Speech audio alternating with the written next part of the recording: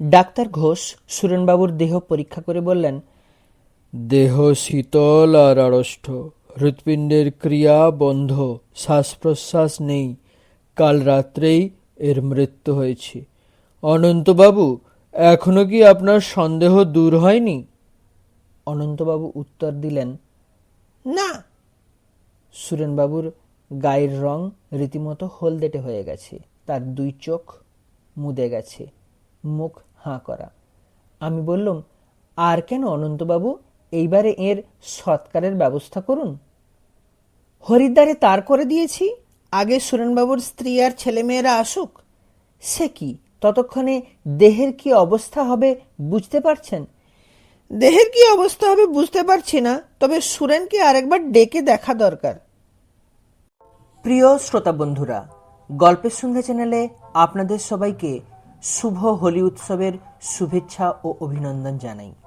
যারা ভূতের গল্প পছন্দ করেন তাদের জন্য রয়েছে আজকে এক চমক। চ্যানেলের আজকের নিবেদন প্রখ্যাত সাহিত্যিক হেমেন্দ্র কুমার রায়ের লেখা একটি হাড়হিম করা ভৌতিক গল্প, বন্দি আত্মার কাহিনী। গল্পটি ভালো লাগলে লাইক, কমেন্ট ও শেয়ার করতে ভুলবেন না। চ্যানেলে নতুন এলে সাবস্ক্রাইব করে নেবেন। শুরু হচ্ছে আজকের গল্প, বন্দি আত্মার কাহিনী।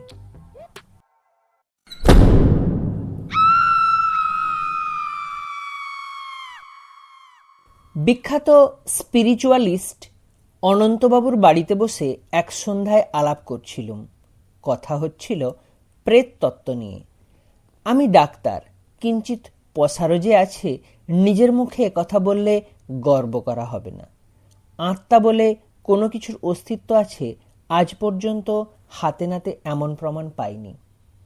জন্ম, মৃত্যু ও দেহগত সমস্ত রহস্য আমার নখদর্পণে, এমন অভিমানও আমার আছে।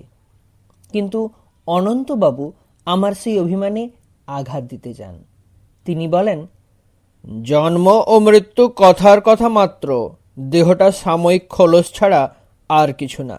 জন্মেরও আগেও এবং মৃত্যুর পরেও আত্মা বেঁচে থাকে, ইত্যাদি। খুব জোরে তর্ক চালিয়েছি।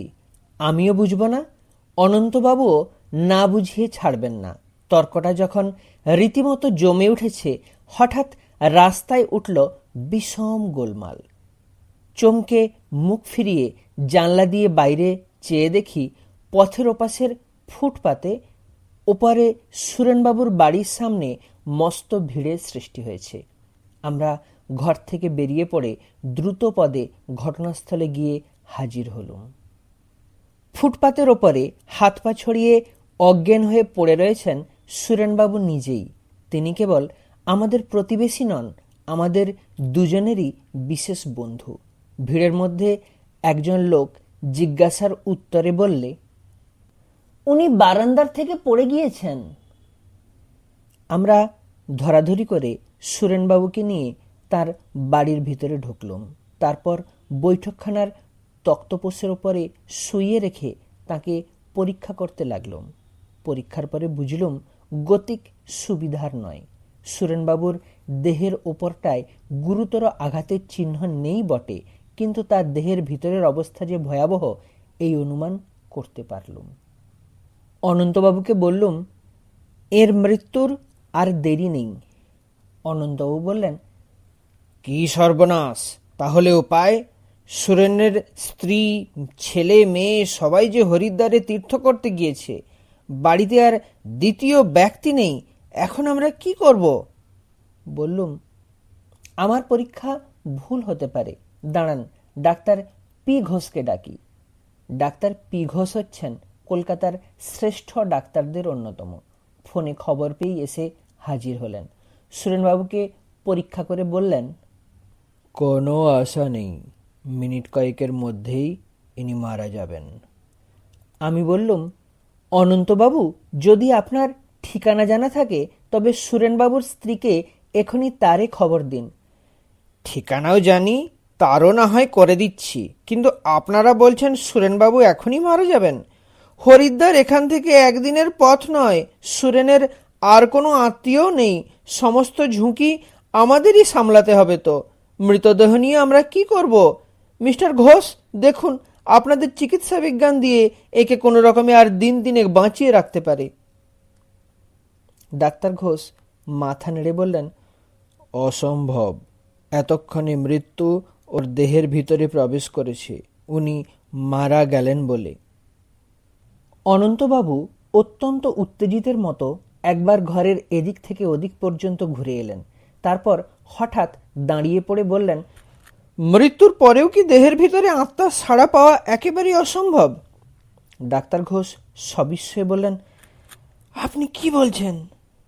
আমিও হতবম্বের মতন অনন্তবাবুর মুখের পানে তাকিয়ে রইলাম। আমার দিকে চেয়ে তিনি বললেন, আপনারা হিপনোটিজমের কথা জানেন তো? বাংলায় যাকে বলে সম্মোহন বিদ্যা বা যোগ নিদ্রা। আমি বললাম, জানি, আর এও জানি যে হিপনোটিজমে আপনার দেশজোড়া খ্যাতি আছে, কিন্তু তার কথা এখানে কেন? আমি এখনই সুরেনকে সম্মোহন বিদ্যায় অভিভূত করতে চাই। তাতে ফল কি হবে? সুরেনবাবু কি মৃত্যুর কবল থেকে রক্ষা পাবেন? মৃত্যুর কবল থেকে কোনো মানুষই কোনো মানুষকে রক্ষা করতে পারে না, তবে যোগনিদ্রার একটা আশ্চর্য মহিমা আছে, তার দ্বারা নিশ্চয়ই একটা ফল পাওয়া যাবে। সে যে কি তা আমি বলতে পারছি না, তবে না থাক, আর কথার সময় নেই। সুরেনের দিকে তাকিয়ে দেখুন, ওর শেষ মুহূর্ত উপস্থিত। সুরেনবাবুর মুখ তখন মৃত্যু যন্ত্রণায় ভীষণ হয়ে উঠেছে। তার দুই বিস্ফারিত চোখের তারা চারিদিকে ঘুরছিল। অনন্তবাবু তাড়াতাড়ি এগিয়ে এসে সামনের দিকে ঝুঁকে পড়ে সুরেনবাবুর দেহের উপরে বিশেষ কৌশলে হস্তচালনা করতে লাগলেন। ডাক্তার ঘোষ গম্ভীরভাবে বসে রইলেন, তার মুখে চোখে দারুণ অবিশ্বাসের ভাব। আমি অবাক হয়ে অনন্তবাবুর কাণ্ডকারখানা দেখতে লাগলাম। কয়েক মুহূর্ত পরে তেমনি হস্তচালনা করতে করতেই অনন্তবাবু দৃঢ়স্বরে বারংবার ডাকতে লাগলেন, সুরেন, সুরেন, সুরেন। প্রথমটা সুরেনবাবুর কোনো রকম ভাবান্তর হলো না। তারপর ধীরে ধীরে তার চোখের তারা স্থির ও স্বাভাবিক হয়ে এলো। অনন্তবাবু বললেন, সুরেন, আমার চোখের দিকে তাকিয়ে দেখো। সুরেনবাবুর চোখ অনন্তবাবুর চোখের দিকে ফিরল। সঙ্গে সঙ্গে তার সারা দেহ একবার শিউরে উঠল। সুরেন, স্বাভাবিক কণ্ঠে জবাব হলো, কি? তোমার কি কোনো কষ্ট হচ্ছে? না। তবে? জবাব নেই।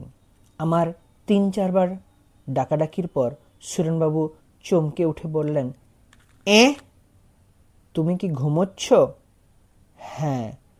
আর আমায় ডেকো না, আমাকে ঘুমোতে ঘুমোতে মরতে দাও। তবে তুমি ঘুমো, কাল সকালে আবার আমি তোমাকে ডাকবো, তোমাকে সাড়া দিতেই হবে। সাড়া দেব? এখন আমি মরছি, আমায় ঘুমোতে দাও। সুরেনবাবুর ২ চোখ মুদে গেল।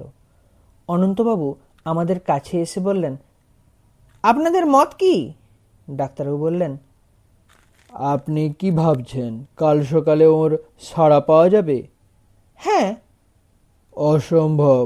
তাহলে আমাদের চিকিৎসা বিজ্ঞান ব্যর্থ হয়ে যাবে। বেশ, কাল সকালে এসে দেখবেন।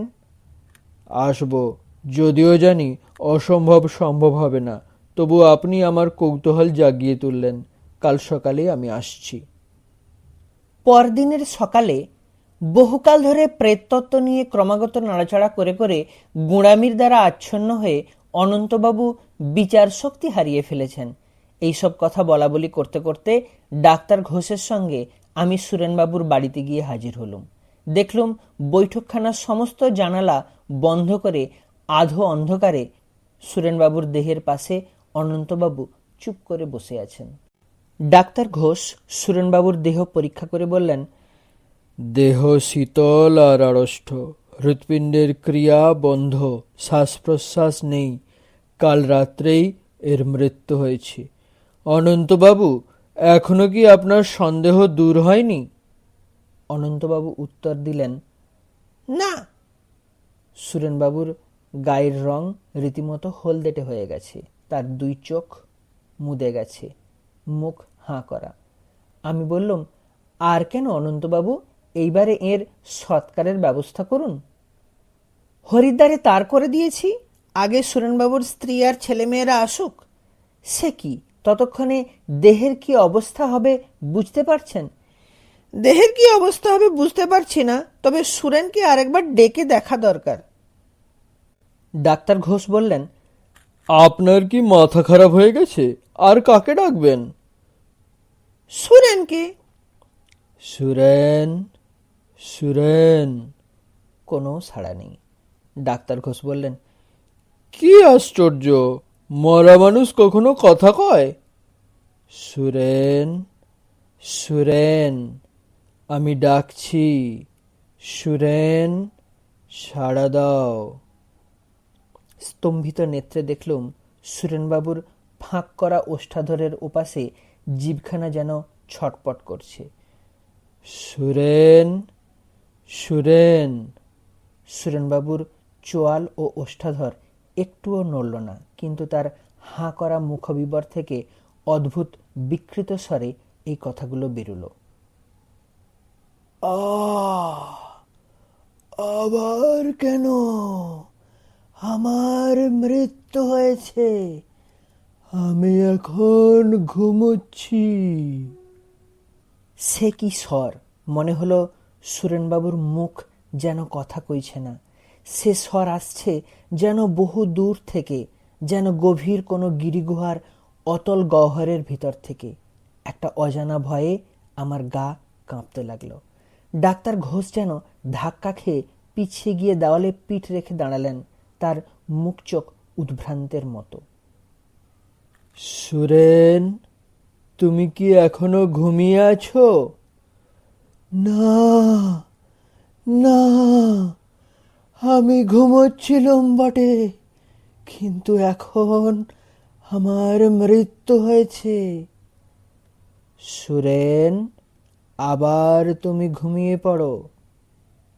ডাক্তার ঘোষ, এখনো কি আপনার কোনো বক্তব্য আছে? ডাক্তার ঘোষ ক্ষীণ স্বরে বললেন, না। সুরেনবাবুর কণ্ঠস্বর কিরকম মনে হলো? ভয়ানক। মানুষের গলার ভিতর যে ওরকম বিভৎস আওয়াজ বেরুতে পারে এটা ধারণারও অতীত। ও তো মানুষের কণ্ঠস্বর নয়, যেন একটা অমানসিক ধ্বনি মাত্র। কিন্তু ও ধ্বনি আসছে সুরেনেরই গলার ভিতর থেকে।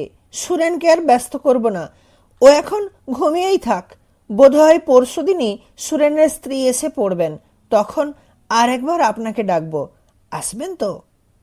নিশ্চয়ই আসব। এ যে এক অজানা নতুন বিজ্ঞানের রহস্য, না এসে থাকতে পারবো না। আজ অনন্তবাবুর আহ্বানে আবার সুরেনবাবুর বাড়িতে চলেছি আমরা দুজনে। সন্তানদের নিয়ে সুরেনবাবুর স্ত্রী কলকাতায় এসে পৌঁছেছেন। তাঁর নাম হৈমবতী। ক্রন্দনধ্বনি শুনতে শুনতে সুরেনবাবুর বৈঠকখানার ভিতরে গিয়ে ঢুকলুম।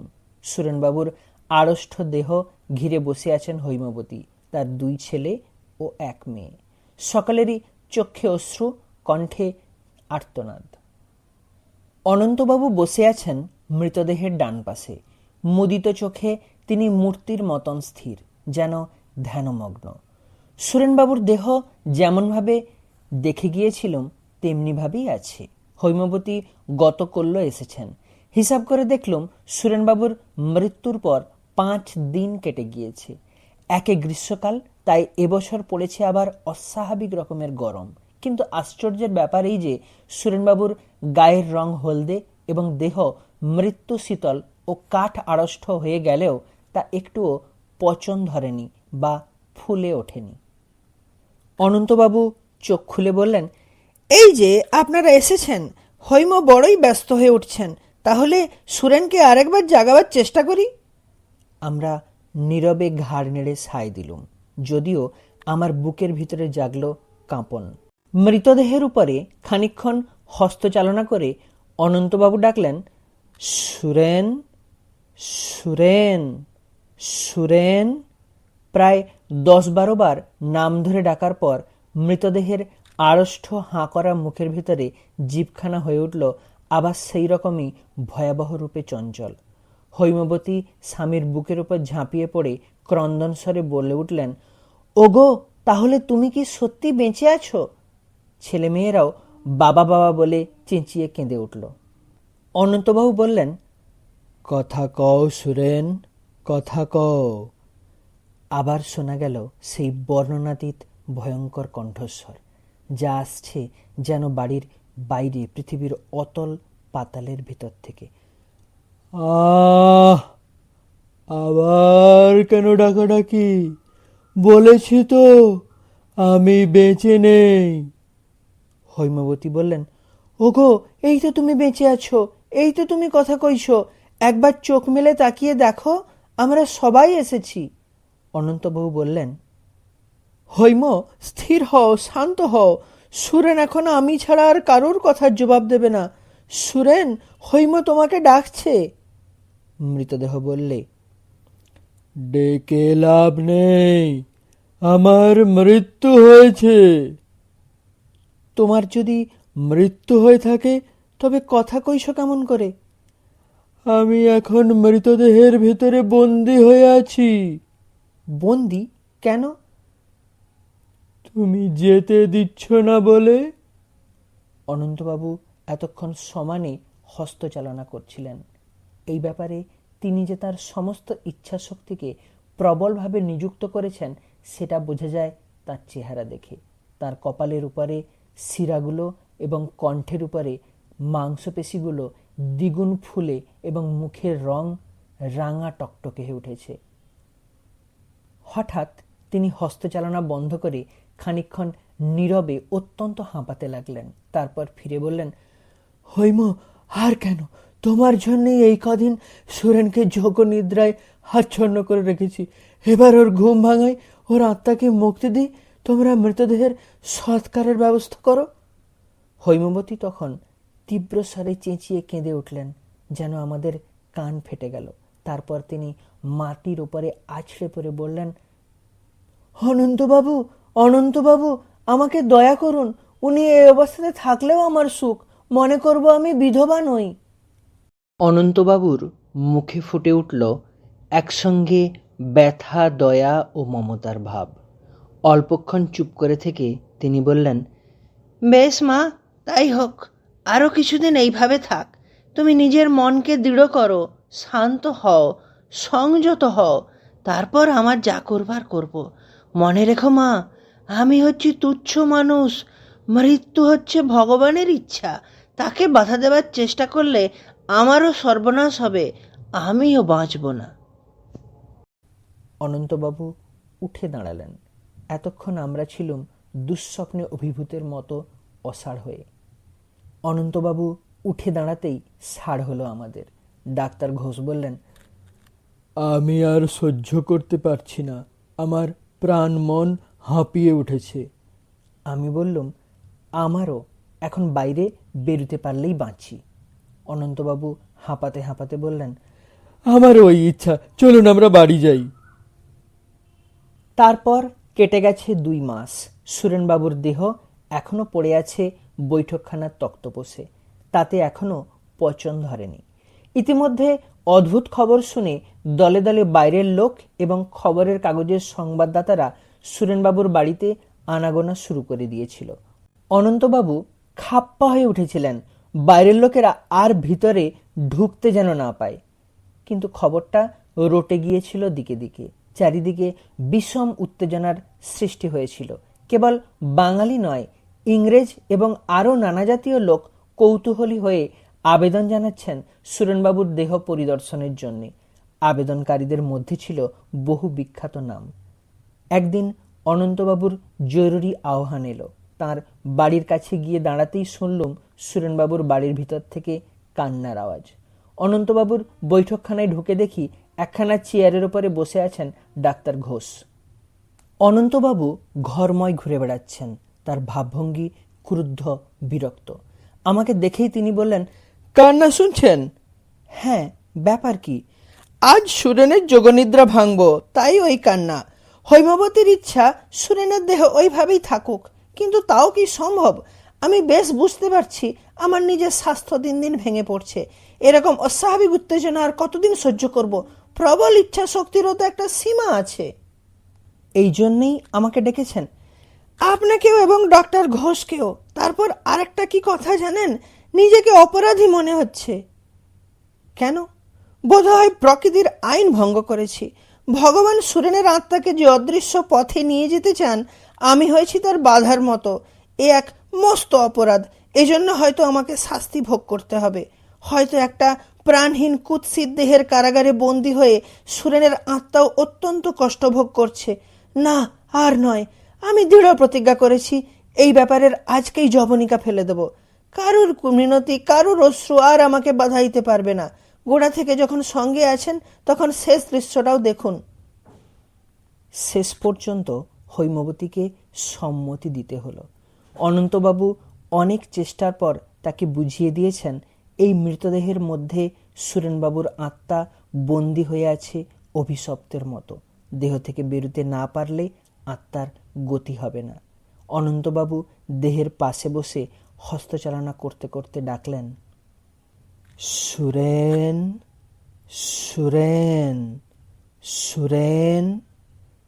আমরা রোমাঞ্চিত দেহে, বিস্ফারিত চক্ষে, রুদ্ধশ্বাসে দেহের দিকে তাকিয়ে রইলুম। 7-8 মিনিট কেটে গেল। দেহ নিঃসাড়, নিস্পন্দ। অনন্তবাবুর কপাল থেকে দরদর ধারায় ঘাম ঝরতে লাগলো। সুরেন, সুরেন, জাগো, সাড়া দাও, আমি ডাকছি, সুরেন। আরো 7-8 মিনিট কাটল। অনন্তবাবু উদ্বিগ্ন কণ্ঠে বললেন, তবে কি আমি ব্যর্থ হব? সুরেনের আত্মা কি এখানে নেই? না না, তা তো হতে পারে না। যোগনিদ্রার প্রভাব না থাকলে দেহের অবস্থা হতো যে অন্যরকম। সুরেন, সুরেন, জাগো, তোমার যোগনিদ্রা ভঙ্গ হোক। এইবারে উন্মুক্ত দন্তকণ্টকিত মুখবিবরের মধ্যে জ্যান্ত হয়ে ছটপট করতে লাগলো জিহাখানা। সুরেন। উত্তরে শোনা গেল এক ভীষণ ও তীক্ষ্ণ আর্তধ্বনি, যে আর্তনাদ ভাষায় বর্ণনা করা যায় না। মানুষের কান কোনোদিন শোনেনি তেমন আর্তনাদ। ছেলেমেয়েরা ঘর ছেড়ে পালিয়ে গেল। হৈমবতী মূর্ছিত হয়ে পড়লেন। আমাদের অবস্থাও শোচনীয়। সুরেন, শান্ত হও ভাই, শান্ত হও। শান্ত হব? তোমরা জানো না এই দেহের নরকে কি দুঃসহ যন্ত্রণা। নিশিদিন কাঁদছি আর ছটপট করছি। মৃত্যুর পরেও একই শাস্তি। আর কেন? আমাকে মুক্তি দাও, মুক্তি দাও। আজকের স্বর আরো বিকট ও ভয়াল এবং আসছে যেন আরো আরো আরো বেশি দূর থেকে। অনন্তবাবু বললেন, তোমাকে মুক্তি দিলুম। সুরেন, ভেঙে যাক তোমার যোগ নিদ্রা। পর মুহূর্তে অদ্ভুত একটা শব্দ হলো। সঙ্গে সঙ্গে আচ্ছন্নের মতো দেখলুম তক্তপোষের ওপরে পড়ে আছে সুরেনবাবুর দেহের বদলে একটা নরকঙ্কাল। সভয়ে প্রাণপণে দৌড়ে বাইরে পালিয়ে এলুম। শ্রোতা বন্ধুরা, আপনাদের সকলকে ধন্যবাদ আমাদের চ্যানেলের নিবেদন বন্দি আত্মার কাহিনী গল্পটি শোনবার জন্য। আমরা কথা দিয়েছিলাম প্রত্যেক গল্পের শেষে একটি করে প্রশ্ন থাকবে এবং পরবর্তী গল্পে সঠিক উত্তরদাতা শ্রোতা বন্ধুর নাম সহ প্রচার করব। তাই এই সপ্তাহের প্রশ্ন, হৈমবতী কোথায় বেড়াতে গিয়েছিলেন? আজকের এপিসোড এইখানেই শেষ। ভালো থাকুন, সুস্থ থাকুন। গল্পের সন্ধ্যা হোক আপনার অবসর সময়ের বন্ধু। শুভরাত্রি।